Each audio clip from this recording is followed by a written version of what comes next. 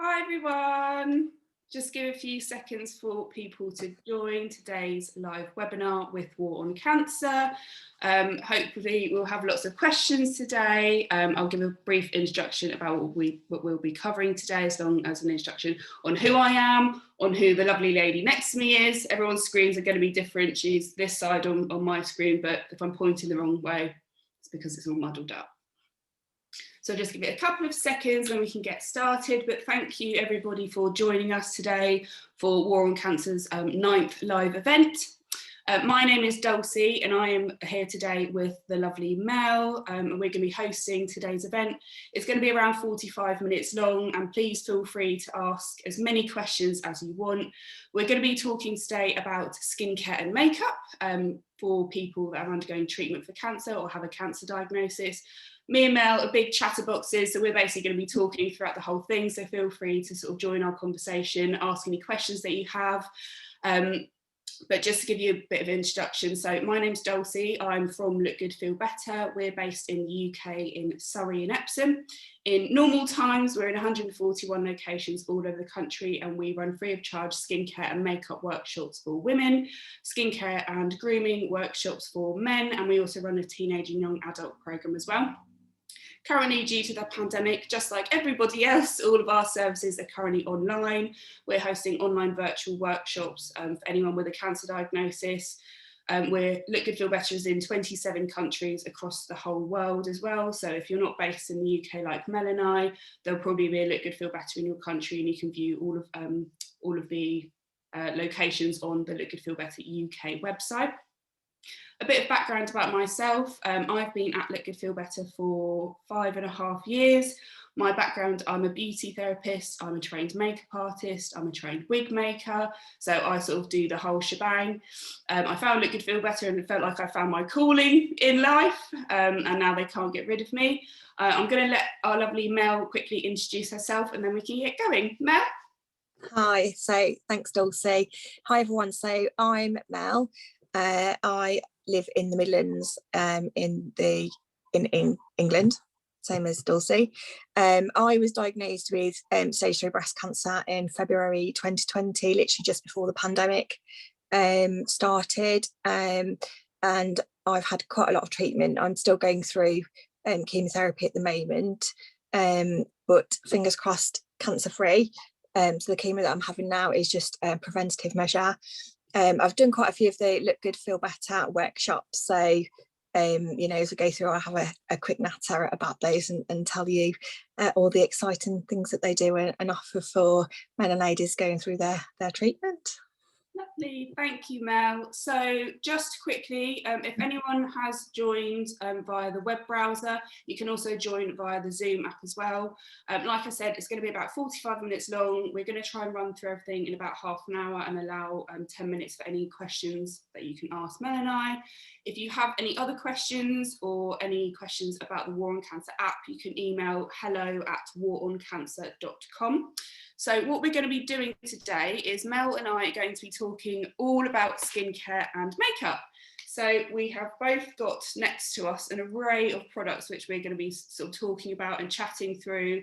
Look Good Feel Better as a charity is brand and service neutral. So all of the products that we are using, there are so many alternatives on the market that you can feel free to select what one is suitable for you, and we can talk about types of products versus other types of products just so we can see the difference. Mel and I both have different types of products, which is also good as well, so you can see the difference between what we're going to be using. But we're going to be talking about skincare, we're going to do quick base makeup, and then we're going to be talking about eyes.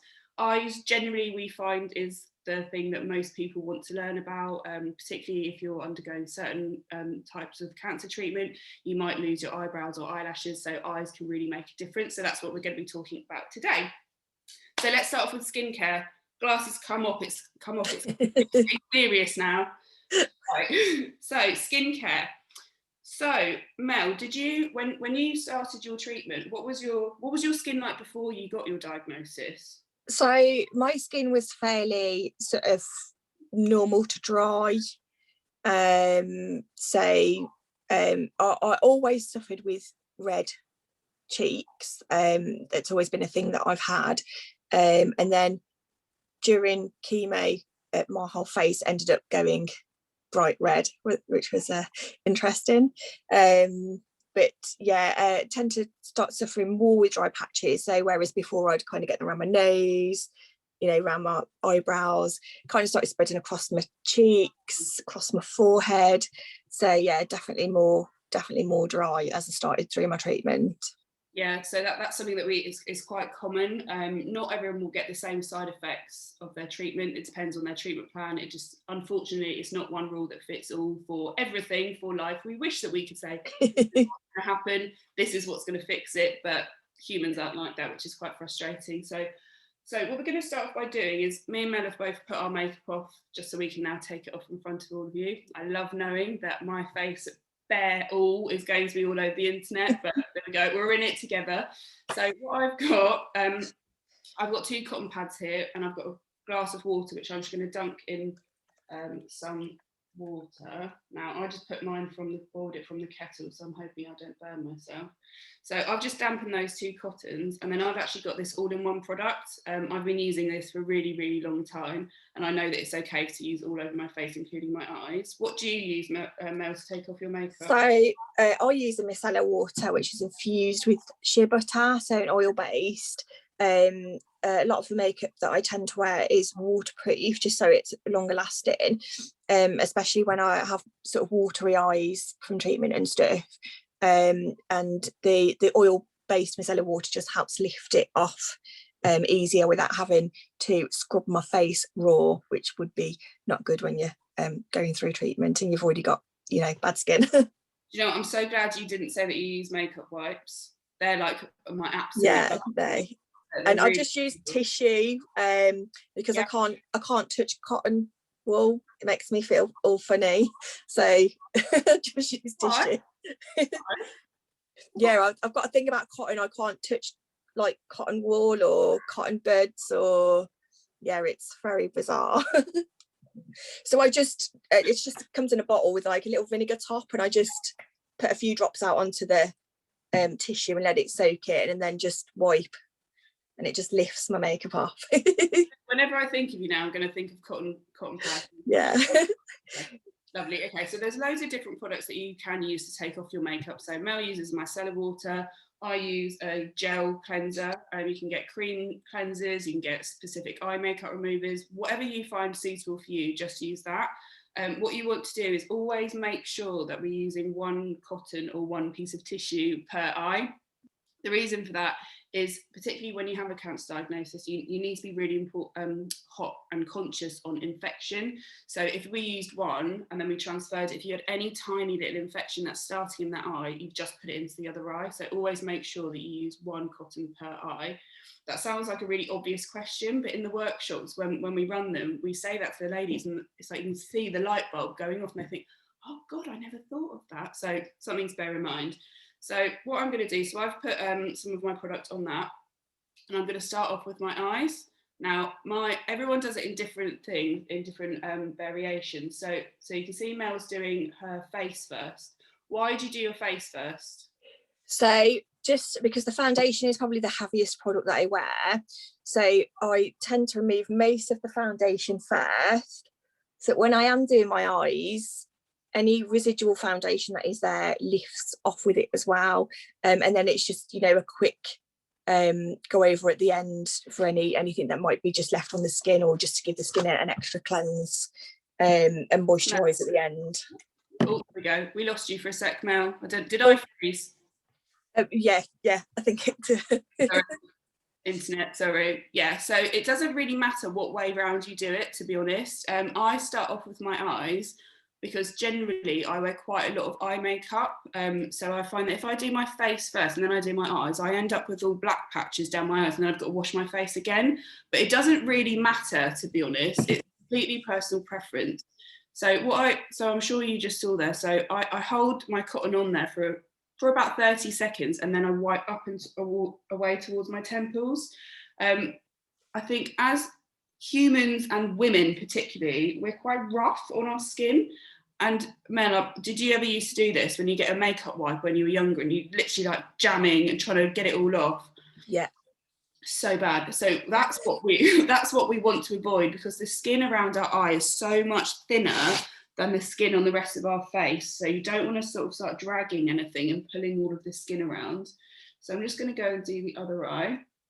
Just hold that on, and that makeup remover is actually going to start dissolving all of the product that's underneath. So you want to make it, let it do its job. You know, we're all quite impatient as humans.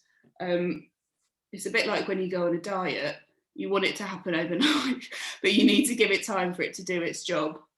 So I've just taken that off. Ideally, I'd be doing this over a sink, but obviously a sink and a laptop probably isn't the best idea. And then what I've also got, so now so Mel's put micellar water all over her face, which is brilliant as well. I'm going to go back in with the same cleanser, and I'm actually going to put it on my hands. So you're not going to be able to see because it's clear, but I've put about that size amount, and I'm going to dip my hand in some water and then just rub that together, and mine actually foams up. So I've got oily skin, and you might find that your skin changes when you start your treatment. It varies from person to person what you might see happen. If you've got oily skin, it might become dry. If you've got dry skin, it might become oily. It might feel really flaky. It might go red. It might be sore or itchy. It really does vary from person to person. So when you find that if your skin does change, just reach out and ask for some help about the type of products that might be suitable. If your skin goes oily, then generally a gel cleanser is best for you. If your skin goes dry, then generally speaking, a cream cleanser will be better for you. Okay, so just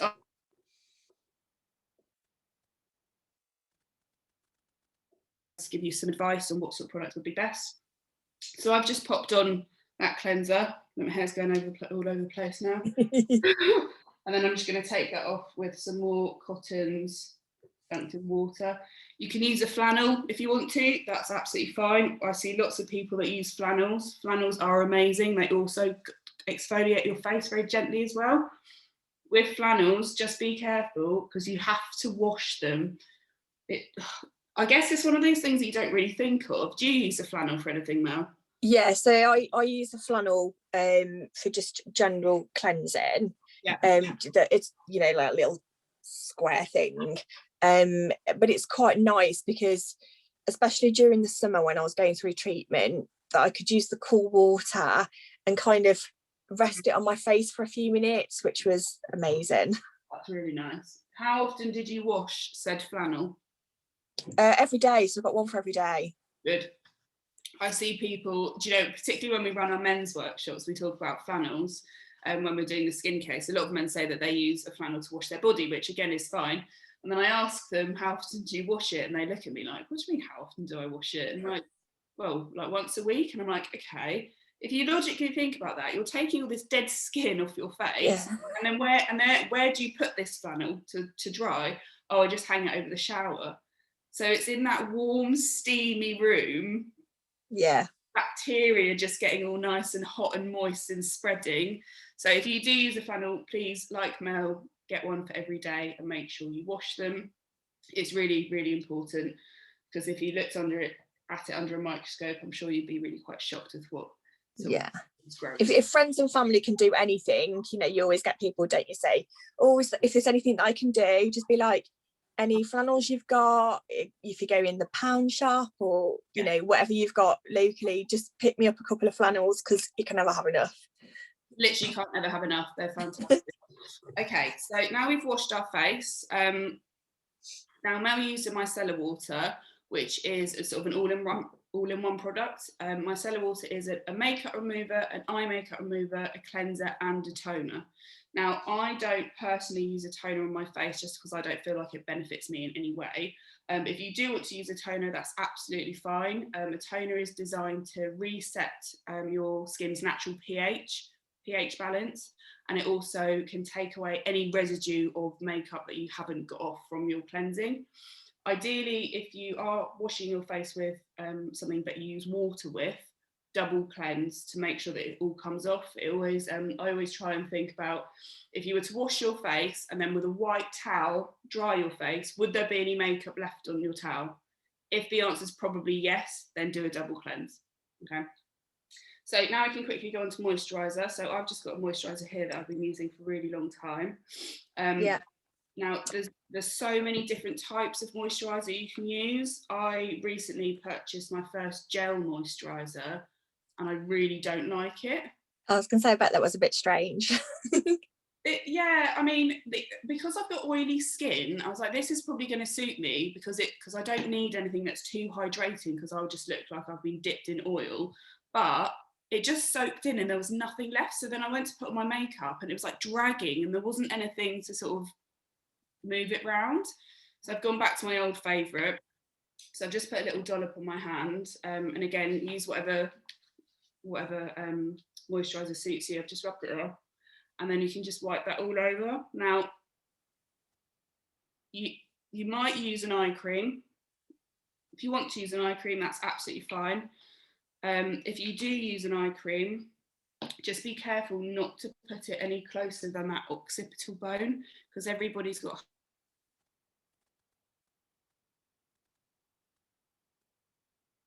to where it needs to go. So just be careful not to put it too close to your eyes. Just pop that all over. A moisturiser is so important if you've got dry skin.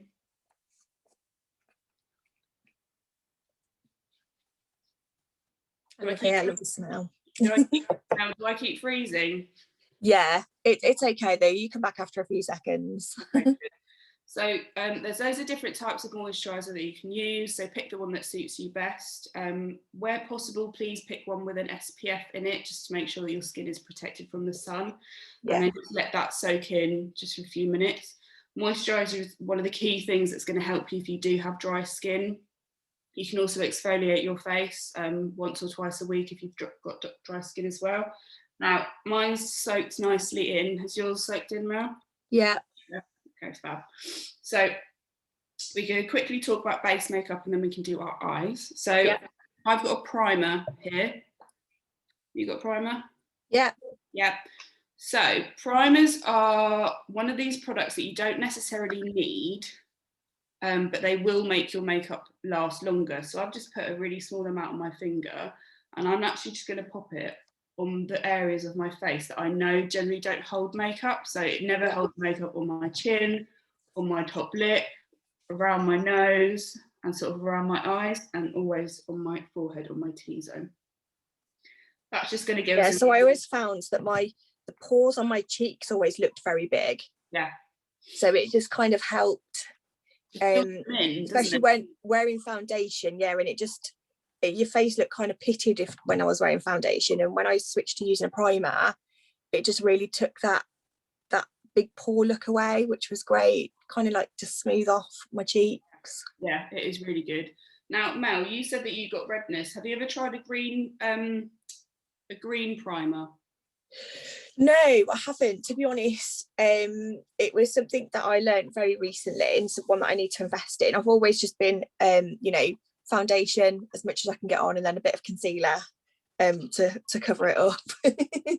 So depending on how bad people's redness is, a colour corrector concealer could benefit you.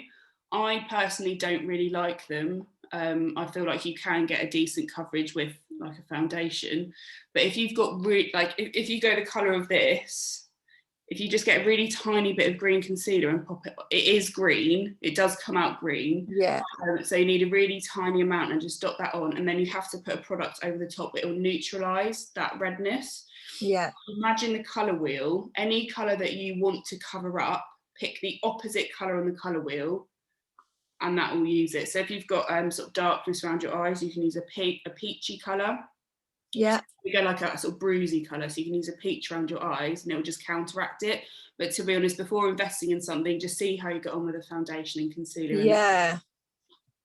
Yeah, I don't like spending my money, so I like to find the cheaper way rounds of doing things before I invest in something. So try and do that first. And it looked like it worked for you when you put foundation. It does, yeah, definitely. It's I get one of the ones that's like quite heavy coverage. It doesn't feel too heavy on the skin, so it's quite nice. Yeah, brilliant. Okay, so now we can quickly do foundation. So people do foundation, they might do things a different way around. Do you do concealer or foundation first, Mel, normally? I do foundation first and then concealer. So some people do it the other way around, and if you do, that's absolutely fine. If you logically think about it, it doesn't really make sense.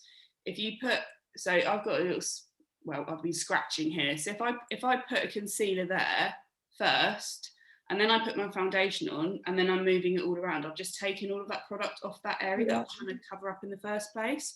So I tend to do foundation first. Now I've got a stick foundation, Mel's got a cream, I believe. Yeah, I just pump it on the back, like I just put one pump on the back of my hand, yeah, and work from that. And then if I need any more, just do like a little squirt, yeah, to finish it off. So it's much easier to start off with less and add it in, rather than adding on a heap and then being like, oh god, I look like I've been iced on a cake. If you're not a foundation wearer, or you've got, you know, quite sallow or uneven looking skin, it might be worth either investing in a foundation, or if you have a foundation but you're finding it's too heavy, mix it with your moisturiser and you've made yourself a tinted moisturiser. Exactly the same thing. Yeah. It's all marketing of products, isn't it? Very clever. Right. You can put your foundation on with your fingers, with a brush, with a sponge. It literally doesn't make a difference. Whatever is best for you. The one thing I would say is, with a brush or a sponge, please make sure you wash it. Please wash it. There's so many people that are here that don't quite realise that you're meant to wash brushes and sponges, but if you think about it, all of that product's then just sitting in here, and then you put it back in your makeup bag, and then you carry it around, or it lives next to the radiator, and you know, you do need to wash these things. With the brushes that are in my kit, this will make you laugh, Mel, I shampoo, condition and blow dry my brushes. And then I put Moroccan oil on them as well to make sure they stay really nice. Oh, that's an idea. I use the micellar water to clean my brushes each time I use them. Every time you use them? God, you're good. Yeah. Wow. I mean, micellar water, it's a relatively cheap product. Yeah. So for me, it was rather than investing in, you know, an expensive makeup brush cleaning stuff. It was a little hack, well, say hack, that somebody mentioned, saying, oh, we'll clean it with your micellar water, and literally, like, the foundation, it literally like just melts off my brush. It's amazing. Yeah, it's so clever. It's really clever. And with micellar water, it dries a lot quicker than normal water as well, for some reason. Yeah. So yeah, if anyone has a micellar water and they don't know what to use micellar water to clean. Right, so now I can do concealer. So I don't like concealer. Again, I'm trying to save myself some money. So I just use the same foundation that I've been using. You can actually just keep building up that product, but you can just put that wherever you feel like needs that bit of extra coverage. So for me, that's normally around my eyes, as it is for most people, and then that little spot that I was showing you earlier. And I'm just going to dab that in with my finger. So Dulcie, and now I always say to people about using your ring finger to dab when you're doing your concealer, etc., but I can never remember the reasoning behind that particular finger. Okay, so how I try and explain it in like a funny way so that people remember. If your partner had really made you angry and you wanted to hurt them, or like pinch them or poke them, you would poke them with like your thumb or your first finger, because it's got the most pressure. Okay. If you try and jab someone with that finger, it doesn't do much damage. It's got the least pressure on it. So if you're going in with your first finger around your eyes, you're likely to put too much pressure on, whereas your ring finger, you generally can't push that hard. And because your eyes are so delicate, particularly around your eyes, that's why you should try, where possible, to use your ring finger. Okay. It's a bit like, you know, when you bake, if you want to taste something, you're meant to use your pinky because it's the cleanest. Did you know that? No, another little tip. Yeah. I'm going on to baking tips now. Yeah, I remember my gran telling me that, because your little finger doesn't really do that much, and it doesn't actually touch things. When you go to pick up something, your ring finger normally doesn't go down first, so it's the cleanest finger. Okay. You go, top tip. A little tip. Okay, so now we've done that, so we can quickly. So I've got powder. Mel, do you have a powder there? So I use powder at the end. Do you? Okay. So you can. It doesn't matter what order you do things in. My foundation, you probably don't, but it's really tacky because it's quite thick, because my skin's generally quite uneven. So I like putting on a powder next. And mine's. It's because you've got dry skin, that's why. Yeah. Yeah. Whereas because mine's oily, it kind of just sits on the top. So it, do it in whatever order is best for you. There's not, there's not a set rule with makeup. It doesn't really matter. Just do however it suits you. Because I've got oily skin, I know that I need to put powder on, otherwise it looks like I'm quite sweaty. Okay. I always end up putting too much powder on, then my eyelashes go all powdery. Right. So eyebrows, should we do eyes now? Yeah, so eyes was always the biggest thing for me.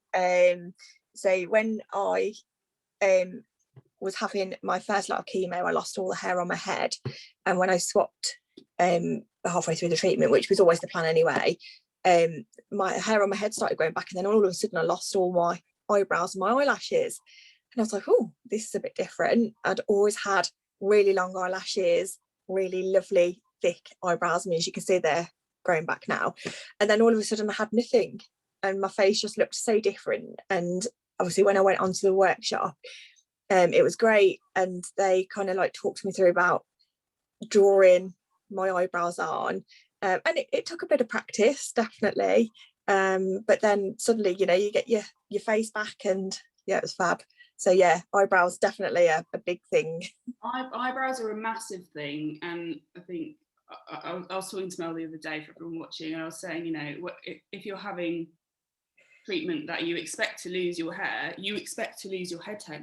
Sometimes you don't really think about the rest of your hair. Like, I mean, you can lose the hair up your nose, Yeah, I did lose the hair up my nose, which was quite a funny thing, because you forget a bit of a runny nose, sorry people, TMI, and obviously you've got no nasal hair to catch what's coming out. So a tip that I was taught was to just put a bit of Vaseline just on the inside of your nostrils, and it will stop any drips. Really? Yeah. That's a good idea. I'm going to steal that one for next time. Yeah. Thank you. So if you do lose the hair on your face, you can, we hear quite a lot that people look at themselves and think, oh my God, I really don't recognise that person. You can see that my eyebrows are super fair from years of over plucking when I was younger, and naturally I've got quite fair hair. So we like to teach people our sort of 3-step guide. Now, I'm not going to go too in depth about it, because ideally, if anyone is interested, please to come and join one of our virtual workshops, and we'll go really in depth about all of the subjects that we're covering. But it makes such a difference. It really, really does. And you can do your eyebrows with so many different products. You can get pencils, powders, waxes, gels. The world is your oyster. I find generally a pencil is easiest to work with if you don't have any eyebrows at all.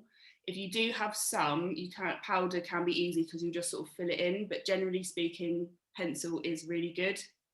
So I'm just really going to quickly map out mine so you can see.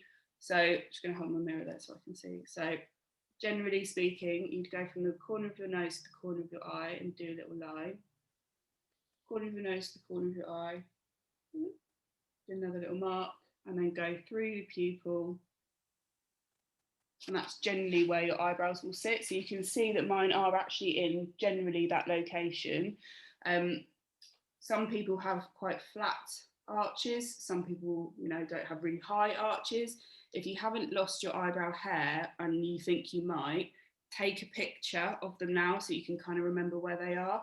And if you do this mapping and your eyebrow doesn't end where that dot is, it's fine. It doesn't matter. It's just a guide, but it can be really useful if you really have no idea and you've lost them and feel a bit stuck. It can be really handy. So you see this one, I waxed my eyebrows at the weekend, just at home, and I waxed off all of this end corner of my eyebrow. So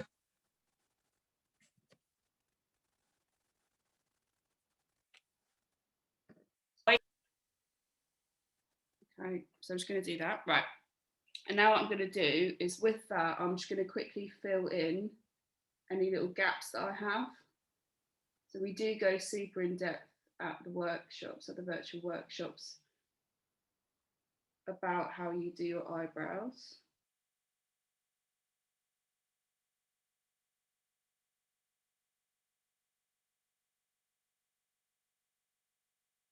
I'm hoping that I'm still there. I don't know if I've frozen completely.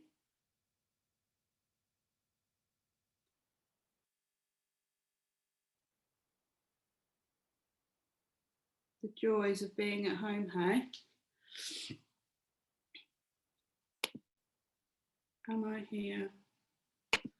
Hopefully I come back in a sec.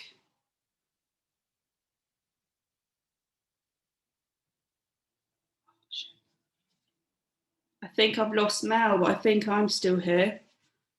I'm hoping that I'm still here. So Mel, I'm sure we'll hop back in a moment. So I'm just going to fill in my eyebrows, so hopefully you can all see what I'm doing. Yeah, so you can see that I've just filled that in. I've now got a little dot here, which I'm going to try and get rid of, which I can get rid of at the end. And then I'm just going to go in with that one. And your eyebrow, if you're using a pencil, it normally has a brush or a sponge.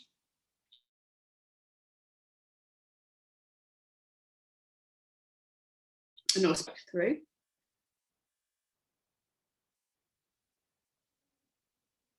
And then you should have roughly a nice brow. Now, the thing to bear in mind with eyebrows is that they're sisters, not twins. They don't need to be 100% symmetrical, because your face isn't symmetrical, so don't panic too much, okay? Now, I've just got a little cotton bud here, and I can see some little dots. I can see the lines and the dots I've made, so I'm just going to take that off. Just go around. Ooh. Yeah, so I'm reasonably happy with that. I try not to take up too. Normally, the eyebrows is the section that takes me the most time when I do my makeup, but it also takes the most out in our workshops as well, because people like to ask lots of questions about them. But I'm not going to spend too much time, she says, while she keeps fiddling. Okay, lovely. Okay, so I'm happy with them. So now, if Mel hopefully will come back, but if not, then I'm just going to carry on. I'm going to do a quick eyeshadow. So I've just got a little 4 palette here, where you can see which ones I use the most of. And I'm going to get a brush, just a little flat brush. And with this nude colour that I clearly use the most, I'm just going to rub that in just on my brush, and I'm going to put that all over my eye. Now, if you are going to lose your eyebrows and your eyelashes, you might find that your face looks like it doesn't have much shape to it left. It doesn't have much structure, sorry. So eyeshadow can really make a difference. Okay, so I'm just going to pop that on. And the idea of eyeshadow is to give a focus back into your face, because it can feel quite lost. So once I've put that colour all over, you can use any colour that you want for that section. So I've got loads of different ones, but it's the daytime here in the UK, so I thought I'd go for a nude. So I've got loads of different colours that you can use, you know, feel whatever one suits you at the time. I'm then going to go in with this dark colour, and I've got a different black brush, which is quite flat. And I'm going to do a little sort of V in the corner. So I'm going to go along my lash line, and then I'm going to push that colour. Oh, there she is. And then I'm just going to push that colour up a bit. Hello, you're on mute. I'm just coming back. Sorry, I don't know what happened. I got kicked back out to the menu. It was bizarre, and I had to log back in. That's all right. Don't worry. So I was just saying, it's the joys of working at home and being at home. Yeah. You have no idea what the internet's going to do. I'm just doing eyeshadow, so I'm just doing a little in the corner. So I was just saying that this can make such a difference if you've lost your eyelashes, because you want to add some sort of structure to your face. Yeah. Okay, so so you can see I've put that colour there. And then with that big fat fluffy brush, I'm going back in and I'm just going to sort of wiggle that back and forth. And along the lashes. What colours do you have, Mel? I bet you've I've got all different colours. So I tend to, for sort of daytime, is using like a nude palette. Yeah. Or eyeshadow pencils, because they're just really great for just popping over your lids. So like just, I mean, mine needs a bit sharpening, but like a lot of use. We get the idea. Brilliant. So once you've done that sort of darker colour, you can just keep adding in to get it the sort of shade that you want. It looks, do you know what, mine looks completely different in the camera than it does in real life. That's the only thing with doing stuff online, isn't it?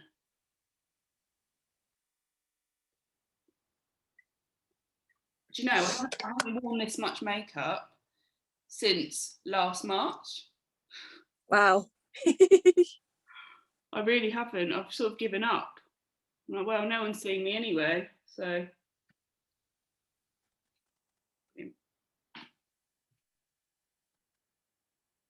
So do you know what? I really like those little sponge tip things that you have now. I think they're fab.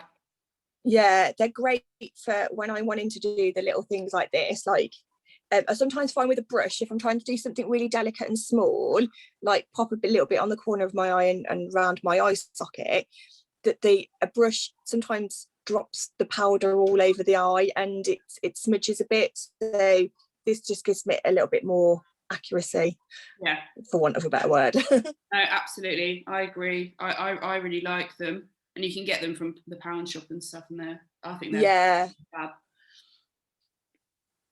I'm hoping you can see that. Do you know what's really annoying? So I think as women, we're so self-critical. I mean, men are the same as well. My partner's terrible. We're really self-critical, and I look in, you know, I'm trying to show this, and I've got this really annoying indent on my face, which makes it, so you see, I don't think anyone can see. So here, it looks like I haven't got any eyeshadow, but that's just an indent on my face. But it drives me mad. So, you know, when you're doing your makeup, try to look at yourself from an arm's length, because we're always looking at ourselves right up close in the mirror and judging every tiny little bit that we don't like. But no one else, particularly at the moment, is getting that close to our face. So you do need to sort of stand back slightly and have a look. That's a nice colour. Thanks. So I've just used like a shiny gold pencil, and then just some dark brown eyeshadow powder in the corners around the eye socket. Yeah, looks nice. Thank you. So now I'm going to go in with, talk about eyeliner really quick. So I don't use an eyeliner just because I don't. So, but if you are going to lose your eyelashes, or you want your eyelashes to look fuller, you can just get a pencil and you need to run it as close as you possibly can to the eyelash line. I'm going to do it with a powder, and you can do exactly the same thing.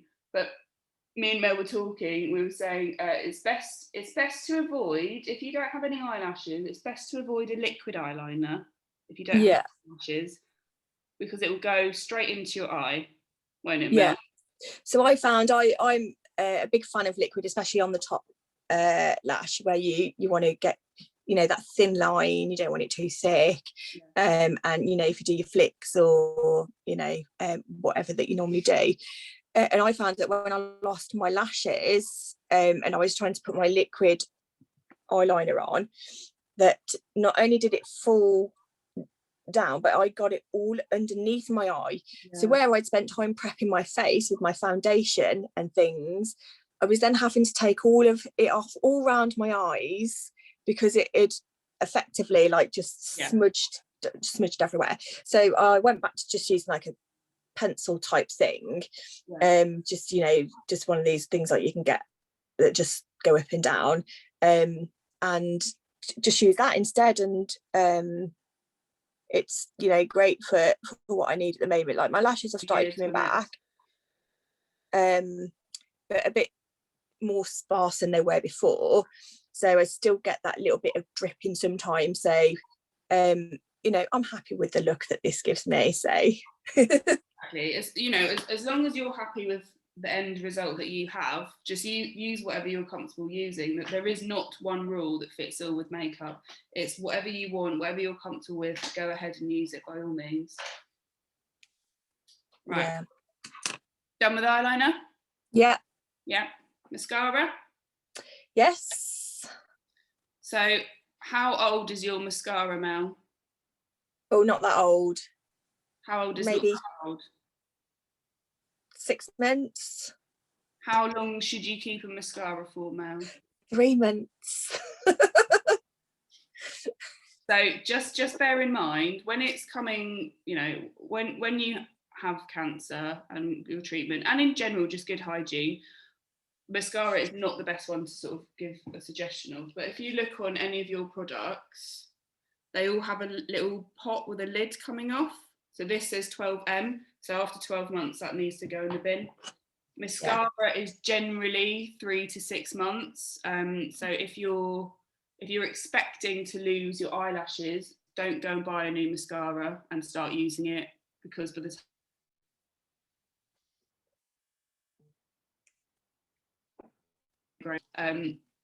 I'm really bad for it. I use mascara. I use my mascara until I'm literally scraping it out, and it's really thick and clunky. And you shouldn't do that, but I do because that's how I like it. But just bear in mind that you should be replacing it. If you don't have any eyelashes, or you have like a few remaining, to be honest, I wouldn't bother putting mascara on, because sometimes we see people that are desperately holding on to those last eyelashes, and they've maybe got 6 or 7 sort of dotted round, and they go and put mascara on, and it makes it more obvious that their eyelashes are falling out or they don't have many left. So just leave them alone. Try not to touch them or fiddle with them. You'd be surprised how quickly they grow back. And just put a bit more eyeliner on, and I promise it will give the illusion of eyelashes. And if you want to use fake eyelashes, you know, that's fine, that's up to you. Make sure you do a patch test with the glue before. Check if there's any ingredients that you should be avoiding with your medical team first. But there's, you know, people really don't notice if you don't have any eyelashes, particularly if you are going to put eyeliner on. Again, look at yourself from an arm's length away, and people really don't know. You'd be surprised how little people really pay attention to your face. Yeah, I remember a few years ago, sort of pre-cancer, pre-COVID, etc., when, you know, we were allowed to go out and have meals with friends, that I'd got dolled up for a night out. I was expecting my first, we were like, let's go out for, you know, a meal before the baby arrives. And I got home and I started to take my makeup off, and I was like, I didn't put any mascara on.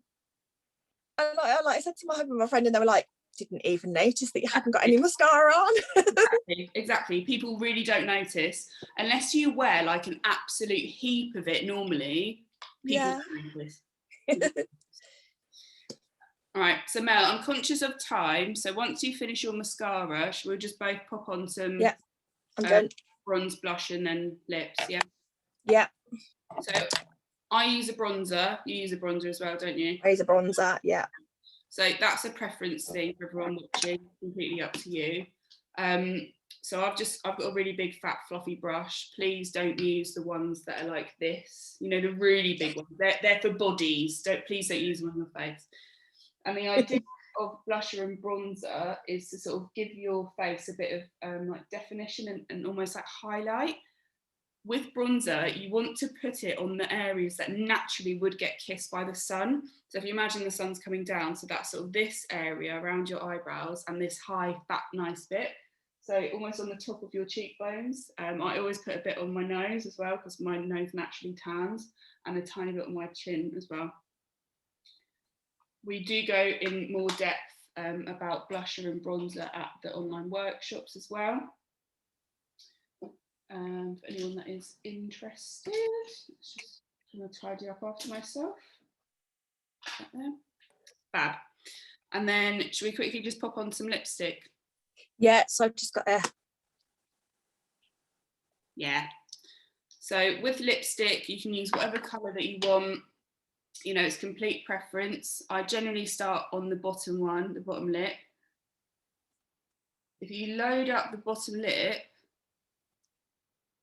and then rub them together, you've just done the top, and then you just need to do your Cupid's bow. That's my little tip. Lipstick. Yeah, I did find one thing was my lips were obviously much drier during chemo. So I found that when I was putting lipstick on and stuff, that my lips just didn't look great. So I always made sure that I moisturised my lips overnight, so that when I was putting my lipstick on in the morning, my lips didn't look all cracked and dried and stuff. Obviously, because you don't want to. Obviously, you can use tinted lip balms, which are great as well. But if you are a fan of lipstick, definitely moisturise your lips overnight. You can also, if you get really dry lips,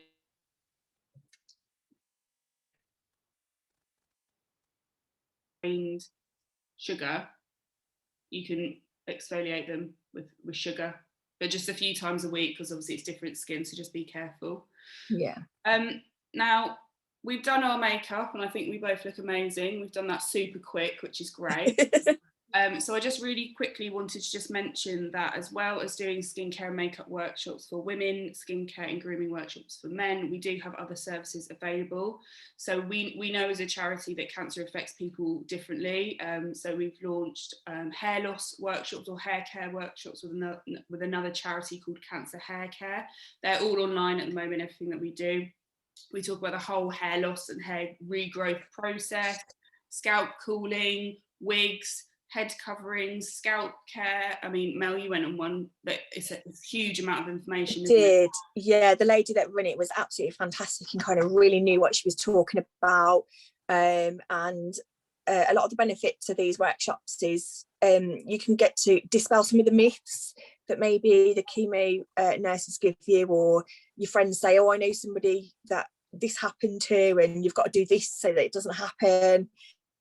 And all stuff like that. So it was really good to kind of ask the experts about these things. Just like the doctors, the oncologists and the nurses are great. They're there to treat your cancer. It's great to go to these guys like Look Good, Feel Better, where you get to speak to the experts, like the makeup experts, the hair experts. So yeah, really informative. Good. And we know that cancer can also affect your nails. You could get ridges, splitting, lifting, dryness. You know, there's a heap of problems that people can see, although we get people contact us and say, I don't have, my nails are better than ever, and we think, God, lucky you. But you know, sometimes you could expect to get problems with your nails, so we're also running online nail care workshops as well, and we're in the process of trialing and researching body image workshops, which will talk to you about your style, identity, your body shape, the type of clothes that will suit you and your body shape, the sort of the textures, the colours, the whole shebang. So if anyone's interested in attending any of our online workshops, you can visit lookgoodfeelbetter.co.uk. You can sign up all online at the moment. If you're based not in the UK, then like I said in the beginning, we are in 27 countries all around the world. So just have a look and just search Look Good Feel Better and then your country, and it should pop up. But I'm just gonna quickly ask if anyone has any questions for Mel and I before I just do a quick wrap up and let everyone get on with their day. I don't even know what time of day, I don't know where everyone is from. Please do come and say hello, where you're from, if you're okay, or if anyone has any questions for Mel and I. I'm pretty sure we don't have anything, which is nice because that means that we've answered everything. I quite like not having questions. It's like, oh, I've answered everyone's questions already, so that's fine. Yeah. So if there's no questions for us, then we'll just quickly wrap up and just say a massive thank you to everybody for coming along today. The next War on Cancer live event will be in a couple of weeks' time. And if you have any questions to me or War on Cancer about this event or any upcoming events, then please do email them at hello@waroncancer.com. And I'd like to encourage all of you that haven't participated in the health study, if you feel that cancer care has been supported on your mental health, please do participate, and it's available on the War on Cancer app. They would really appreciate any sort of advice or opinions that you have. But apart from that, we will wish you all a very nice rest of the day, depending on what time it is for you. Thank you very much for joining us. And we hope to see you at workshop soon. Bye, Thank you. Bye, Dulcie. Now, bye.